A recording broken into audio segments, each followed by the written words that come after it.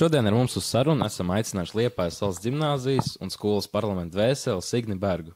Signe, kā jums iet šajā saulainajā dienā? Labdien! Skaļš pieteikums, dvēseli. Man iet labi, saulīts spīd, labi jūtos, jauki jaunieši, brīnišķīgi. Nu, super, varbūt varam turpmākajā sarunā ar tu sarunāties, uzrunāt. Nav Jā. nekāda problēma. Tad nākamais uzreiz jautājums, no kurienes tu esi? Jo es papētīju, ieliku, ka ieliek Googlē Signe Berga, rāda, ka no Cēsvainas. Bet tā ir taisnība. Jā, es esmu vidzemniece.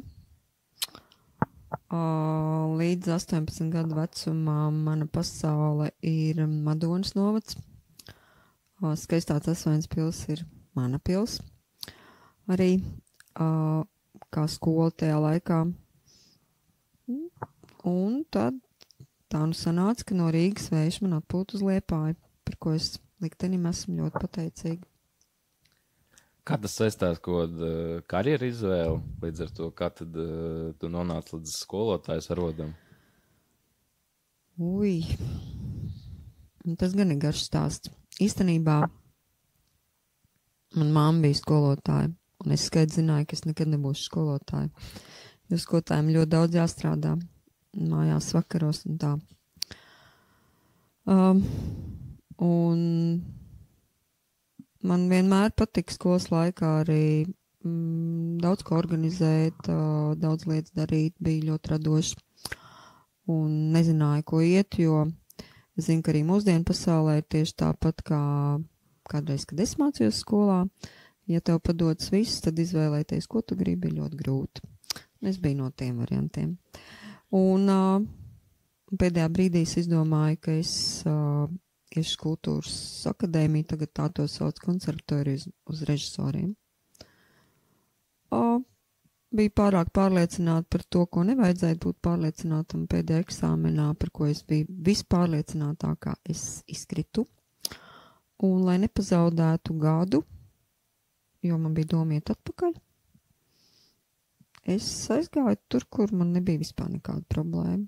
Grāmatas lasīju, labi rakstīju, viss padevās un kāpēc bez problēmām netikt iekšā. Un tā es nokļuvu pedagogos, bet kā dzīvē notiek, viss izšķir cilvēks. Man bija apkārt tik brīnišķīga komanda, ka man arī pēc gada nebija nevēlam nekur iet. Un tā es nonācu skolā, bet, kā es smējos, tad īsti skolotāja laikam līdz galam neesmu, jo man jau laikam daru to, kas man patīk. Ja es pareizi saprotu, tad pēc Rīgas tu uzreiz nonāci Liepājas valsts ģimnāzijā, jā? Nē, es strādāju Rīgā, es strādāju Rīgā, es saprecējos ar kurzemnieku un pusgadu mēs pabraukājām. Un vienkārši bija tā, ka Liepājas pirmā vidusskola bija ielikusi sludinājumu, ka Kurzemes vārdā, ka meklē latviešu valodas skolotāju. Un es atbraucu uz skolu aprunāties, jo vīrs tā gribēja. Un tā es te nokļuvu. Kāds skolotājs gāja dekrētā, kāda skolotāja. Un tā tas sākās. Labi, tad tā kā jūs šitik ilgi strādājat, kas padara Liepājas valsts ģimnāziju īpašu, un vai tiesa, ka ģimnāzisti ir iedomīgi? 2 jautājumi vienā, ja? Jā. Kas ko padara par īpašu? Cilvēki, ēka, jūgenstila ēka, man liekas, mēs dažkārt neapzināmies to, kāda ir šī vieta, kurā mums ir iespēja būt. Man ir tā laime vispār bijusi dzīvoties pa skolas laikiem, pa dažādām tieši vēsturiskām ēkām, sākot pamatskolā Muižiņā, tad pilī, tagad jūgenstila ēkā, un es maz nespēju iedomāties, ja man būtu mūsdienu kastītē jāstrādā. Un direktors noteikti cilvēks, kurš spēj iedvesmot, spēj motivēt, spēj ļaut tev godprātīgi darīt savu darbu, un līdz ar to dodot tev brīvību. Jaunieši vienmēr par otro daļu. Jaunieši. Tā kā man ir jau no 97. gada es esmu direktora vietniece un uzreiz ir tad, tas bija tas laiks, kad sāka veidoties skolēnu pašpārvaldes pēc tiem juku laikiem. Un ar to es esmu kopā augus. Jaunieši vienmēr ģimnāzijā ir bijuši un ir ļoti jauki, ļoti gudri, ļoti interesanti. Nu, tādā sarunvalodas vārdā varētu teikt žargonis forši. Un es vienmēr ar jauniešiem lepojos par to jautājumu otrā daļa. Kāda bija? Vai tiesa, ka ģimnāzisti ir iedomīgi? Vai ģimnāzisti ir iedomīgi? Šobrīd iedomīgāk nekā agrāk noteikti. Kāda var būt tie iemesli, kāpēc tas tā? Kā jūs domājat? Smieklīgi. Pārāk laba dzīve. Nezinu, iespēja sajūt, ka nav konkurences. Un līdz ar to es esmu tā kā kaut kādā virsotnītē Liepājā un man ir labi. Ja mēs skatāmies uz citiem mērogiem, tad tā konkurence lielāka un cilvēkiem nav iespējas tik ātri kļūt iedomīgiem. Skaidrs, bet ja mēs atgriežamies, varbūt, tu ieminējies par mūsu direktoru Helviju Valdes, kāda ir šī ikdiena, kāda ir šī, ja tu teici atvainojas direktora vietniece, kāda ir šie, kā izskatās tavu ikdienu, kādu pienākumu, sadarbību ar direktoru? Grūts jautājums. Sadarbība ar direktoru ir ļoti laba. Kā jau es teicu, direktors uztic un ļauj darīt. Un pienākumu klāsts ir dažbrīd pārāk liels, bet tā nav direktora vaina. Un tad ir tā, ka tur viss netiek galā un kaut ko tu neizdarī, un tad paliek tā, sliktā pašsajūta, ka tu neesi kaut ko izdarījis, un tas valkās tev līdzi, un tad neļauj tev dzīvot un gulēt, un tad, kamēr tu pie tiem darbiņiem atkal pieķeries, tāds iet, bet ir skaidri kopīgi mums noformulējusies pa daudzajiem gadiem tā vīzija, tie skati, uz kurien mēs ejam, ko mēs gribam, kā mēs gribam, un man liekas, ka mums kopīgi komandai ar direktoru priekšgalā izdodas kaut kā to pozitīvo vidi veidot. Varbūt jūs to jūtat, es nezinu. Es personīgi noteikti jūtu, kad ir tāds ielikts darbs un tā, bet...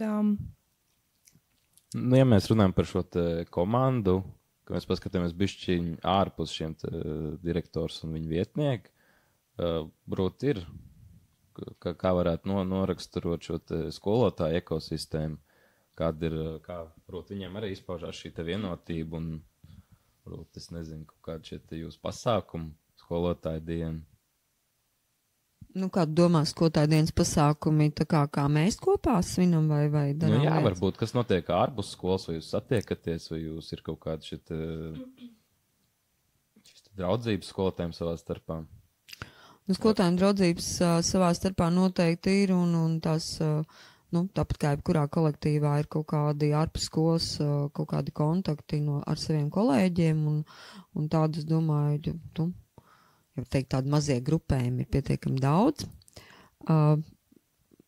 Noteikti, ka sabiedrība vispār mainījusies, un arī skolotājs ir tikai cilvēks, un mēs vairāk draugu lokā priecājamies varbūt par to, ka man nav zīmogs pierē, ka esmu skolotājs, jo kaut kā man ir sajūta brīžos, ka skolotājiem stereotipiski uzliek kaut kādu kaut kādu zīmogu, un tas ne tajā labākajā nozīmē mūsdienu pasaulē, kaut arī skolotāji iet. Bet man liekas, ka mūsu skolotāju kolektīvs mēs,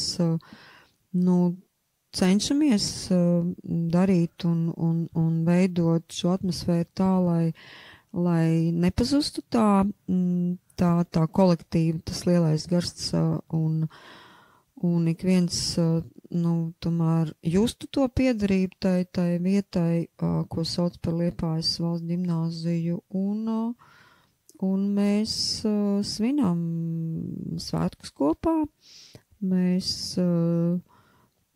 braucam ekskursijās kopā, mēs darām kaut kādas lietas kopā, bet mēs sakām to, ka skolotājiem kopā ir jāmācās, jāveido viens redzējums par to vietu, kurā tu esi, un jāskatās vienā virzienā. Un tas nav viegli pie ļoti liela kolektīva, bet tas ir virziens, uz kuru mēs ejam, un tad arī, ja skolā skolotāji viss ir vienot, tad mēs arī varam no jums prasīt, lai visa skola ir vienota, un tā, un ja mēs paši nesam uz kaut ko vienot, tad arī ļoti grūti ir no jauniešiem dabūt to vienotību ārā. Nu jā, piekritīšu.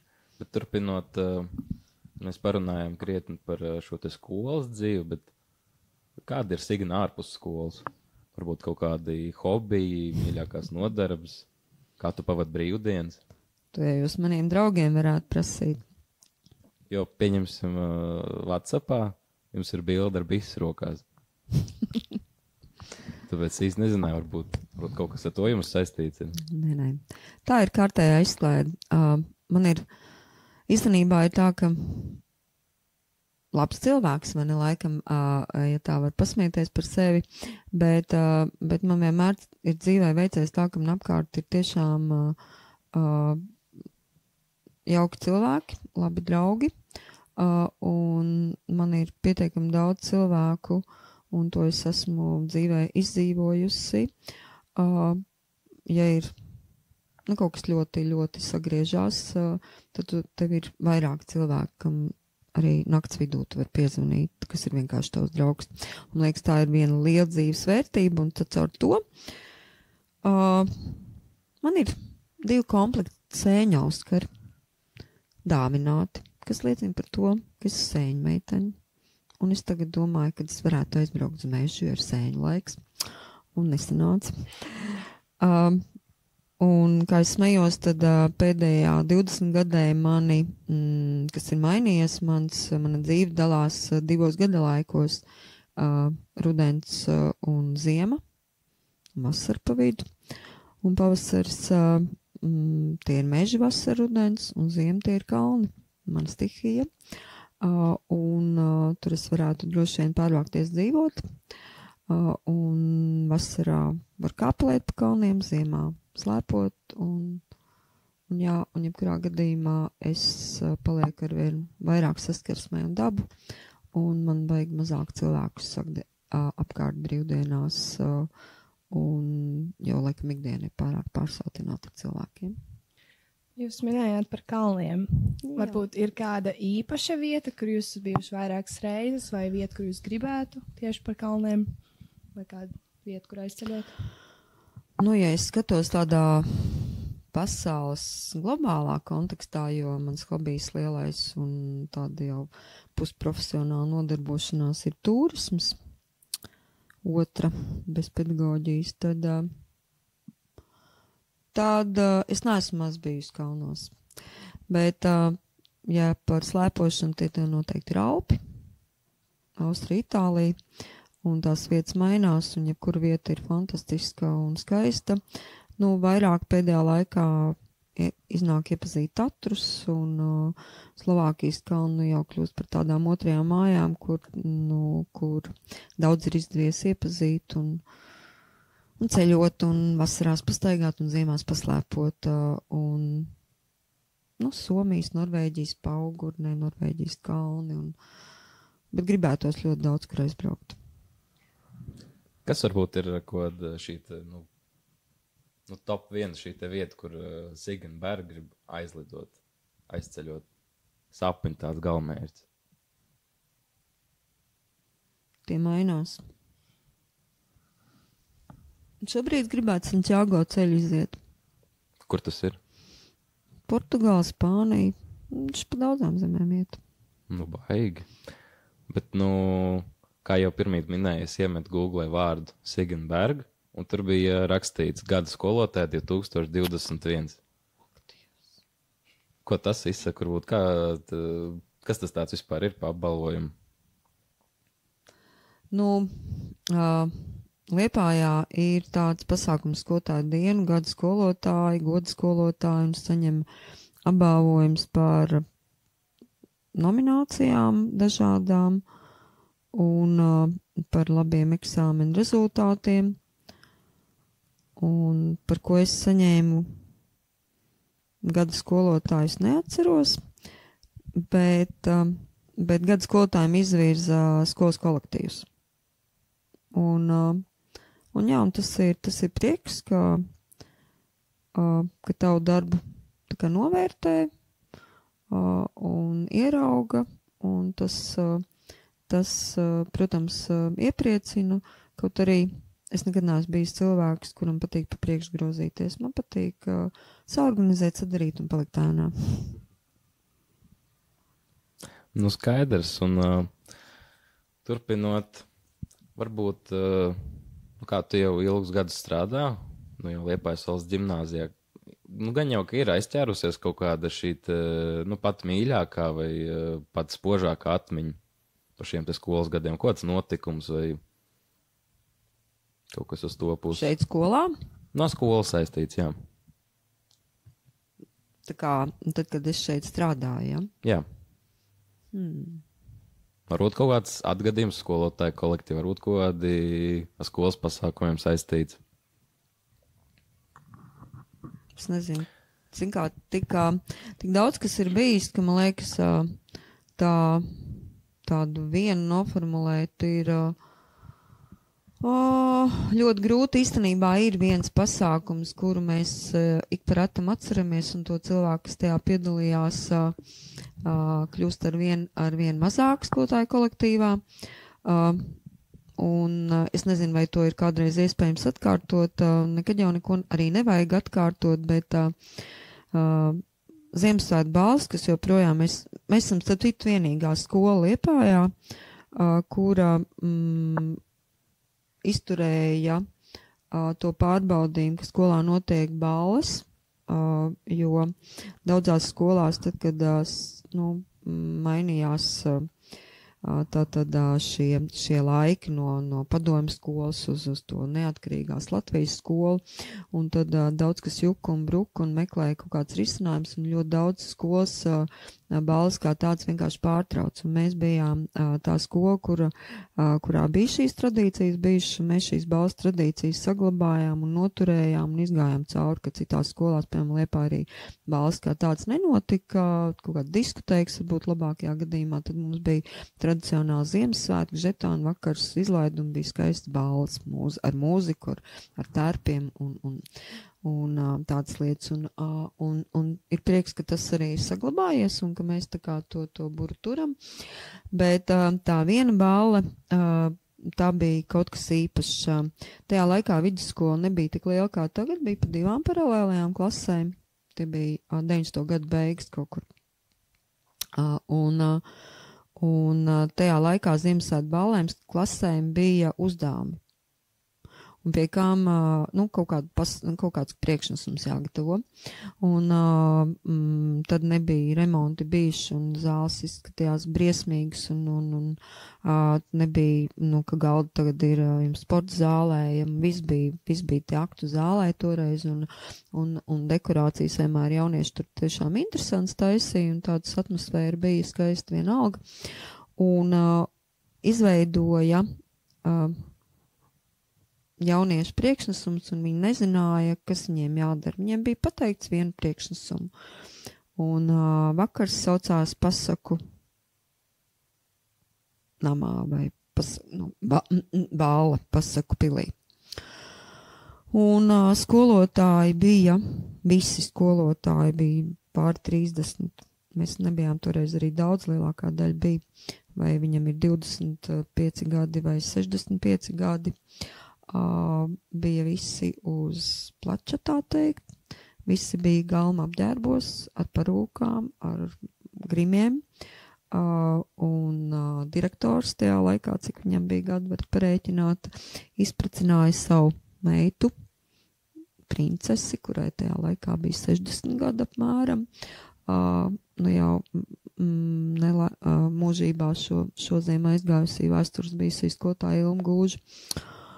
Un viss tas tā mūsu parāde un viss tās galma dejas, ko mēs tur mēģinājām iestudēt, un tas, katrā ziņā es atceros tās emocijas, kad jaunieši mūs ieraudzīja. Viņiem bija tā, ka viņiem muts palika vaļā, un kaut ko tādu viņi pirmo reizi un pēdējo savā mūžā, laikam, skolā redzēja, un mēs paši bijām pārsteigti par to, cik jauks tas vakars bija. Un tad aizgāja no tā gada, ka mums bija tematiskās Ziemassvētku balles.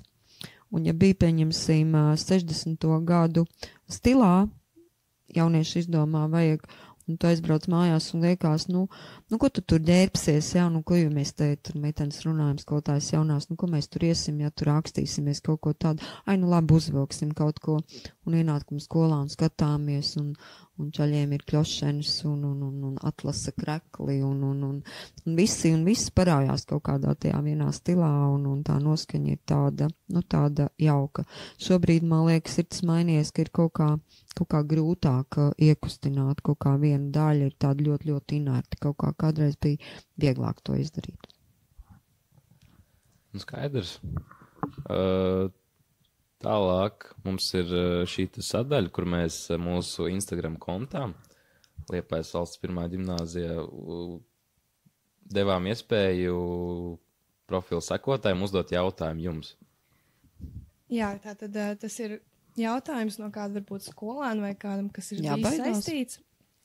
Nav jābaidās. Jābaidās, bet viens no jautājumiem bija, kurš mācību gads palika atmiņā visvairāk un kāpēc? Tas tad būtu šis, ko jūs minējāt tikko par to balvu? Tas būtu kāds cits?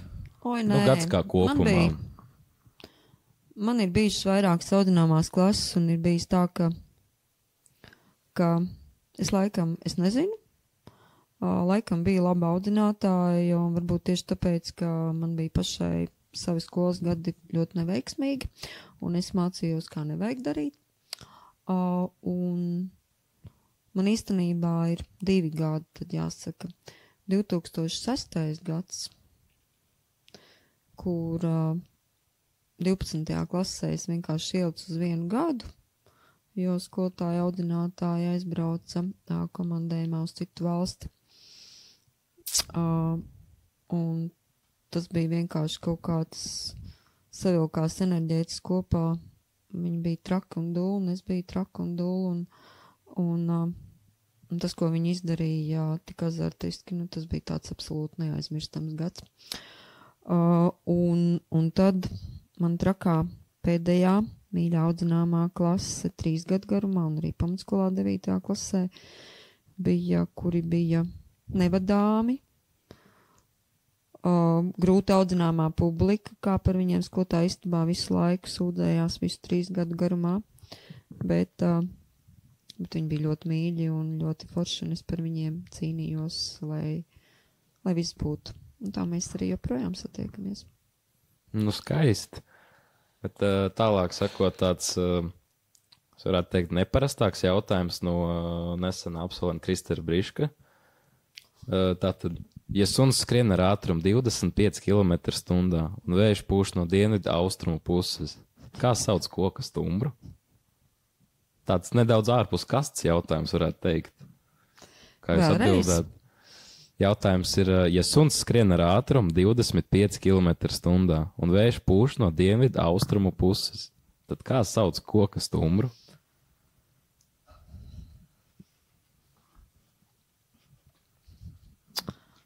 Briška. Ja es teiktu, ka koku stumbru sauc Briška kvadrātā, bet labi, es nezinu atbildi. Tā tad atbildes nav, ja? Nu, jā? Nu, paprasīsim Kristaram, Jā, laikam. jā, paprasīsim Kristaram. Jā, paldies Kristaram par jautājumu. Nākamais ir, kas ir visdīvainākā vieta, kur esat satikusi kādu absolventu? Nu, varbūt kāds klubiņš no mazums. Jūs jau zināt, ka Liepājā kādreiz klubiem skolotāji nedrīkstēja iet, jo teikumu labvakar skolotāji, tas bija diezgan nomācoši. Nu jau uz tiem klubiem tā retāk aizējam, bet vienalga to mēs Liepājā īsti varbūt nedarām. Bet interesantākā vieta, kur es esmu satikusi kādu absolventu. Jā, es esmu gan satikusi absolventu, un tas gan ir ļoti neparasti, ka tu satiec vispār jau cilvēkus kaut kur tu vismazāk kaut ko gaidi. Pirmais ienāca prātā, es satiku vienu meiteni vārdā Zandu, kas bija jau pirms krietniem gadiem beigusi absolūtā Igaunijas stūrī, kur vispār nav cilvēku, un vienkārši satiekamies pie viena liela akmens. Ko tu te dari? Forši, labi. Tālāk, nākamais jautājums ir pēdējo 10 gadu laikā, kurš ir bijis tavs mīļākais parlamenta prezidents? Tas gan ir provokatorisks jautājums. Nu, gan jau, ka ir kaut kāds, kas ir izceļās. arī no tiem jautājumiem, ja, kas tur ir aizkulisēs uzrakstītie. Varbūt nē. Grūti novilkt 10 gadu laikā. Nu, vai arī varbūt kāds, kas izceļās. Katram prezidentam bija un ir noteikti sava kaut kāda odziņa, sava rozīnīte. Ir pāris cilvēki, jā, kas uzreiz nāk prātā. Protams, ir viens no pirmajiem, tas bija otrais prezidents, man liekas, Mārcis, 2 gadu prezidents, un es jau ik pa brīdim par viņu esmu jauniešiem stāstījusi. Cilvēks sev pieteica kā prezidenta kandidāts, nevienam neko neizsakoša persona, kā balta lapa, paņēma vienaudžus ar savu reklāmas kampaņu, bet tā viņa reklāmas kampaņa tajā zālē, tajās dažās minūtēs tā nostrādāja, ka viņu ievēlēja.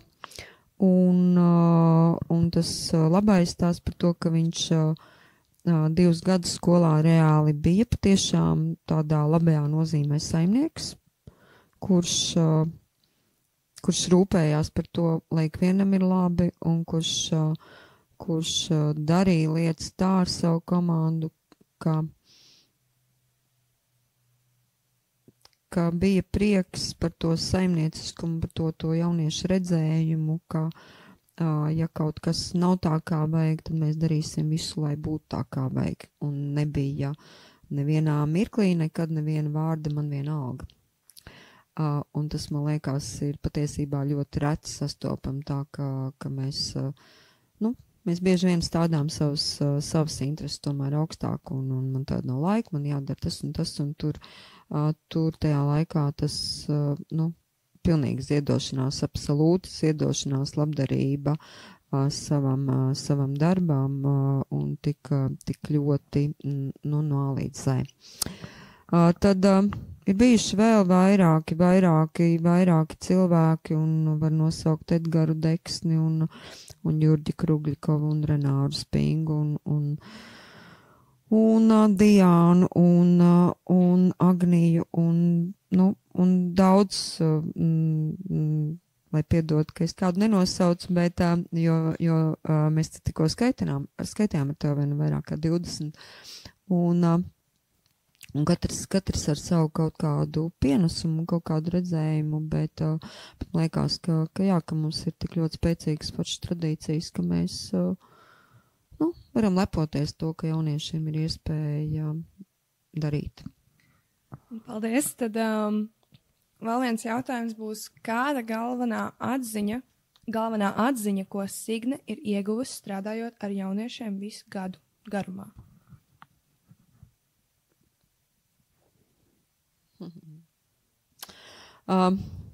Viena atziņa.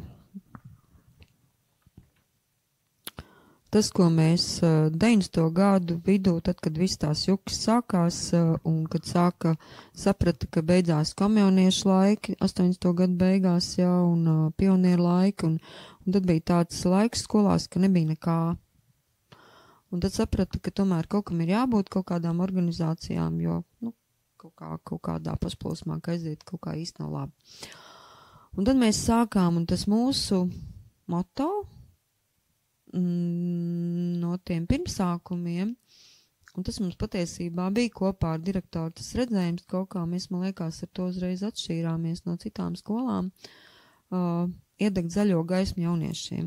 Respektīvi, tev ir ideja, tev ir vēlme, tu to gribi, nāc, runājam, ja tikai tas ir iespējams, dodam zaļo gaismu, dari. Un nebija nekādā brīdī, nevienu gadu nav bijis tā, ka jauniešiem ir tās viņu idejas un tās vēlmes, ja viņi patiešām kaut ko grib realizēt, aizliegt. Tikai tev ir jāmāk pamatot un saprast, ka mēs to darām tajā virzienā, uz ko mēs ejam skolu, bet to iespēju jauniešiem vienmēr ir bijis pietiekami daudz darīt. Un man liekas, tas ir tas moto, man liekas, ka mums tas ir izdevies, ka nevis es izdaru tavā vietā, bet mēs kopā darām kaut kādas lietas, pavirzām kaut ko, bet tev ir iespēja darīt un aplausties. Un tas mans moto ir, kādreiz pa vienam bija tāds, kad, ja tas ir skolas iekšā pasākums, tad, lai lūst vai plīst, jūs varat, nesanāk kaut kas un viss, bet tu tikai no kļūdām mācies daros. Ja es tavā vietā izdarīšu, tu jau nākamajā reizē nezinās, kā ir jādara. Un tāpēc man liekas, ka kodols, ka mums ir 2 līdzpārvaldes, tiek iemest tā kā kaķēni ūdenī un paslīcinās dzīves ar pirmajiem pasākumiem, un gan meitenes tajā vecumā ir aktīvāk, zēni pēc tam piebiedrojas, bet viņi apbrīžājās ļoti un ļoti ātri saprot to lietas būtību, un tas varbūt ir nežēlīgi diezgan, bet man liekas, ka tas strādā. Un tad kopā analizējam, kopā mācāmies un kopā darām. Tāpēc es priecājos, ka mums ir tā pēcticība un ka mums jaunieši ir pietiekami patstāvīgi domājoši, un tā atziņa ir tāda liec un ļauj darīt. Skaidrs, mēs tā forši aizvirzījāmies uz jauniešiem, jo tālāk ir jautājums, kāds būtu tavs novēlējums šīs dienas ģimnāzistam? Viens kaut kāds novēlējums.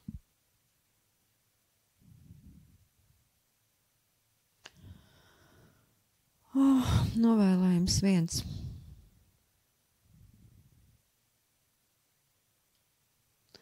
Man ir dzīvē pēdējos 3 gadus viens novēlējums pašai sev un visiem apkārt, ar ko es runāju. Un tas novēlējums gan pieaugušā pasaulē tā. Neatliec uz rītdienu to, ko tu gribi darīt šodien, jo tu nezini, kas būs rīt. Un to mēs saprotam tikai tad, kad kaut kas notiek.